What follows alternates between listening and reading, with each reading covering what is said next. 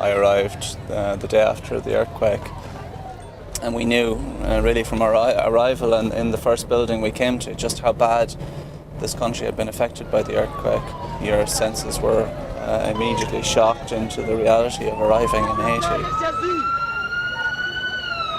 We came up along the same road that we're travelling on now, but at the time there was a lot of the roads were blocked and we had to change direction a few times to navigate the buildings that had demolished onto the streets. There's a team of people that respond to emergencies and they're extremely motivated to set up a strong emergency response, and so we know what the job is and each person on the team has their own skill sets.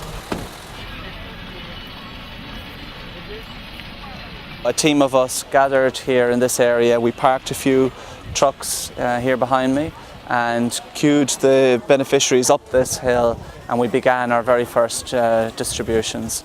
And so here's where it all started for us.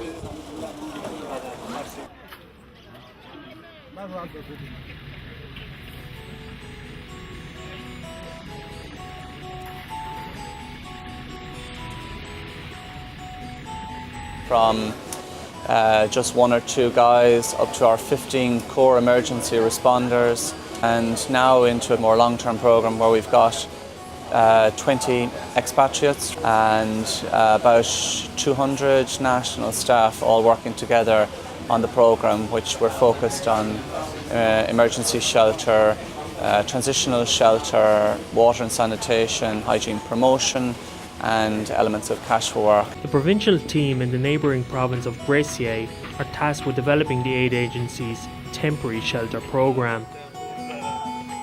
High in the selvas, the jungle mountains, the team visits small communities.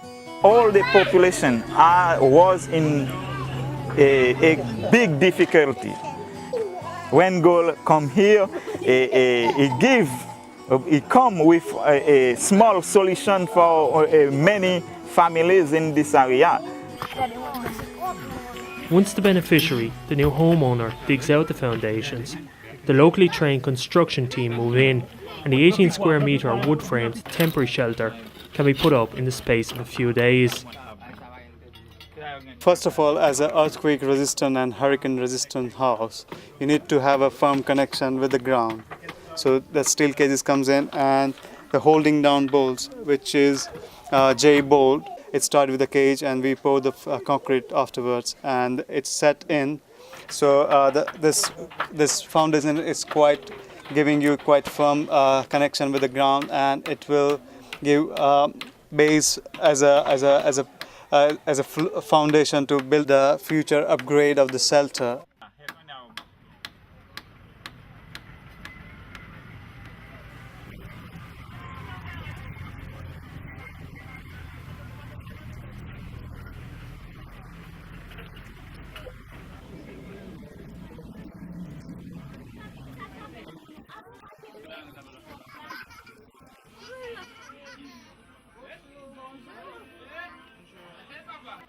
On a appelé la dame déjà pour la dame qui fait la nettoyage. We also have two other projects.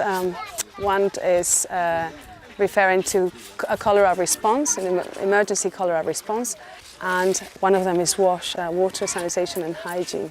So mainly what we've done since the earthquake is an emergency response was to work for several camps in the area and construct wash blocks for people to have a private place where to wash, and in some of them do emergency water supply with water tracking, and obviously in all of those areas we've done hygiene promotion.